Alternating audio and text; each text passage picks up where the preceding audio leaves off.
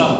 ছাত্রদের কারণে উস্তাদের অনেক বই আছে কিতাব মজবুত হয়ে যায়। অনেক জায়গায় বসে হয়তো কাশিম রহমতুল্লাহ আলী যখন গহরডাঙ্গার উস্তাদগণ প্রথম বছরে ওনাকে দাওরার কিতাব দিয়েছে, ছাত্ররা পড়বে না, গত বছর মিশকাত পড়ছে, তারা এখন ওনার কাছে ভাই আজকে মিশকাত দাওরার কিতাব দিয়েছে। তো মিশকাতের ছাত্ররা গলায় ধরে চলতো, ওনার দেখতেও এরকমের খাটো, দেখি না দাড়ি মোজ ভালো করে একদিন এসে দাওরার কিতাব পাই পেয়ে রে। তখন যশোরের মুহাদ্দিস শাহ হুজুর ছিলেন আবুল হাসান যশোরের রহমতুল্লাহ আলী, বিখ্যাত আলেম ছিলেন। উনি যখন বুখারী শরীফ পড়াতেন, কাশিম রহমতুল্লাহ উস্তাদ ছিলেন, তখন ডাকলেন ছাত্রদেরকে, বাদা তোমরা বলে এবার দাওরার কিতাব আব্দুল মান্নানের কাছে পড়বা না? এরকম একটা কথা আসলো যে হযরত আমরা গত বছর ভাই ভাই হিসেবে চলছি, উনি দাওরা পড়তাম, আমরা মিশকাত পড়তাম, এবার আমরা দাওরা আইছি, উনি বুঝাছেন হুজুর হবে আমাদের একটু শরম লাগতেছে। তখন যশোরের মুহাদ্দিস হুজুর যারা বলছিলেন, তো দেখো আমার উস্তাদের কাছে তোমরা একটা দর্শ করতে রাজি আছো? খুব খেয়াল করে, যশোরের মুহাদ্দিস সাহেব নাম শুনছেন কিনা, বিখ্যাত আলেম ছিলেন, বিরাট বড়, ইংরেজিতে আরবিতে যে যাইতে পারবেন করো, মানে অনেক লম্বা কম চাবো না, যাও। এরপর বললেন যে ঠিক আছে তোমরা আমার উস্তাদের কাছে ক্লাস করবা। হযরত আপনার উস্তাদ যদি হয় এত বড় যে কিসমত, আপনার উস্তাদ বিশাল কিছু, ঠিক আছে কোনো কথা না, আপনি আপনার করবেন। আব্দুল মান্নান আমার উস্তাদ, সুবহানাল্লাহ। কেমন উস্তাদ? দেখো আমি দেওবন্দে পড়ছি, এর জমিতে দাওরা বলতো, এবং কোনো সময় 2 নম্বর হয়নি 1 নম্বর ছাড়া দেওয়াতে, কিন্তু একটা হাদিস আমি বুঝে পারিনি। এরপর এখানে প্রায় 40 বছর বা 30 বছর আমি পড়াই, ওই হাদিস আমি বুখারী পড়াই, বুখারী আউয়াল, কিন্তু আমি শায়েখ আউয়াল, কিন্তু এই জায়গাটা আমি তাকরীর বলে দেয়, ছাত্ররা বোঝে কেন, কিন্তু আমি নিজে বুঝি নেই। তো যে বছর প্রত্যেক বছর যখন এই হাদিসটা আছে, তো ভালো ছাত্রকে বলি যে তুমি এটা একটু বুঝাই দাও কি বলছে, তো তারা বলে আমার বুঝে আসে না। আব্দুল মান্নান যখন গত বছর দাঁড়া পড়ছে, বলছে আব্দুল মান্নান এই হাদিসের তাকরীর একটু দাও, তো উনি আমাকে এত সুন্দর বুঝিয়ে দিয়েছে এই হাদিসের উস্তাদ আছে আমার, অর্থাৎ আমার যখন আমি যখন দেখো উস্তাদ, তোমাদের উস্তাদের সমস্যা কোথায়? কথায় কথায় শেখানো। সেই জন্য আপনাদের কাছে আমাদের মশলা হবে না। আমি তো বড় আছে এখন সভাপতি বানাইতে, তাতে কি হয়েছে? আমার দাড়ি কাঁচা, আমার বুঝাচ্ছে না, আপনার স্বাধীনের অনেক আগে আমি হয়েছে, দেখছি কাঁচা, ওকে, তাতে কি হয়েছে? পুরো মুরব্বী হলে তার কিছু ধরা যাবে না? মুরব্বী যদি আপনার আমার আমার চার মধ্যে ই পড়ে, একটা মাসি পড়ে, আপনি কেমন মুরব্বী ক্ষমতার এই মাসিকে ধরা দেবে না, বরকতার সব খেয়েই ফেলা, এটা কি ঠিক হবে? আপনি সাথে তোরা সেই মাসিটা সরাই দেন, মাসিটা সরাই দিলে তো আমার হিফাজত হল।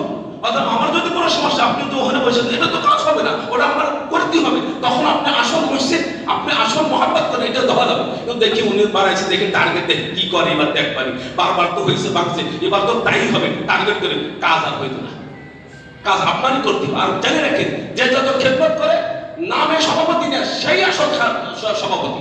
যে যত কাজ করে নামে কিছু না, কিন্তু সেই বলে নেতা। এটা আমাদের হাদিসের মধ্যে আল্লাহ রাসূল সাল্লাল্লাহু আলাইহি ওয়াসাল্লাম আমাদের শিখিয়েছে। কি বলে ঠিক না ঠিক? কারণ আপনারা কাজ করেন, আপনি নেতা। খাতায় যদি নেতা লেখা দেয় জরুরি নেই, খাতার সাথে কোনো সম্পর্ক নাই। সম্পর্ক কার সাথে? মওলার সাথে। মওলাকে আমাদের বাজারে কি বলবো? এটা থানুর আব্দুল একটা ঘটনা বলে আমি শেষ করে দিচ্ছি। থানুর আব্দুল্লাহ বলছেন, একটা আমার শায়েখ, আমার শায়েখ আব্দুল হযরত, তার শায়েখ থানুর আব্দুল্লাহ।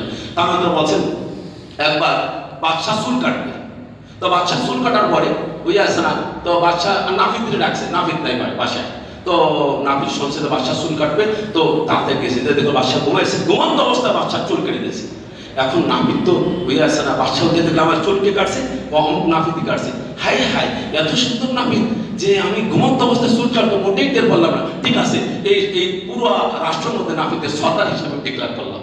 এই সংবাদটা নাফিদের স্ত্রীর কাছে গেছে, তো সবাই খুশিতে বাবা, নাফিদের স্ত্রী শুনছেন আপনি কি আপনার স্বামী বলে পুরো পুরো একেবারে এই রাষ্ট্রের নাফিদের সরদার। তো দেখো বাদশাহের সরদার বলছে তাতে আসে যায় না, এদেশের নাফিদরে কি বলে তাই দেখো। কারণ বাদশার এই নাফিদের এলেম তার নাই, এলেম যখন নাই সে যদি বলে এটা সরদার তাতে আসে না। নাফিদরা যারা এই এলেম আছে তারা কি বলে তাই, তারা যদি বলে সরদার তো আসলেই সরদার, তো বাদশার কথা কোনো আসে যায় না। এই জন্য আমাদের এই 1 নম্বর নাম 2 নম্বর এত করে আসে না। মওলার দরবারে যিনি কবুল করবেন তার দরবারে আমার কয় নম্বর আছে সেটা আমার দেখা দরকার। কি বলেন ঠিক না ঠিক? এটা আমাদের আসল। এই নিয়ে আমরা কাজ করবো, কাজ আগে বেরিয়ে যাবে। আর যদি করেন যে আগে করছি ভাঙছে করছি, তো ওই খালি তসবিহ একটা করবেন, করছি ভাঙছে খালি তসবিহ দিবে লাগবে, কাজ আগে করবেন।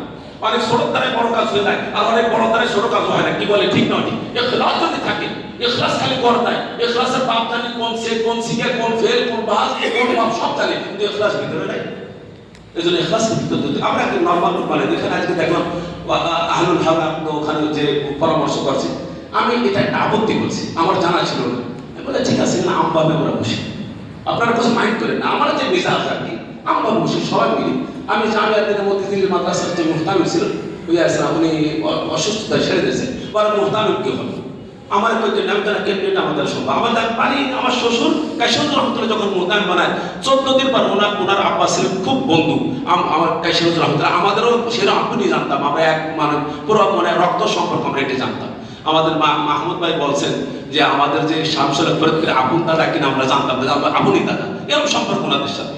কাইসার হুজুর রহমতুল্লাহকে বানাইছে ওনার আব্বাজি।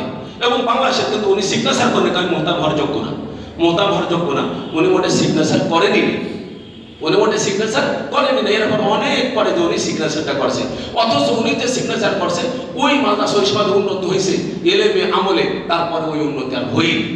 এই জন্য সেই কথা বলতেছিলাম, নিয়ম হলো কি যে ওই আছে কি যেন বলতেছিলাম, একটা কথা বলে গেল, মিটিং হয়েছে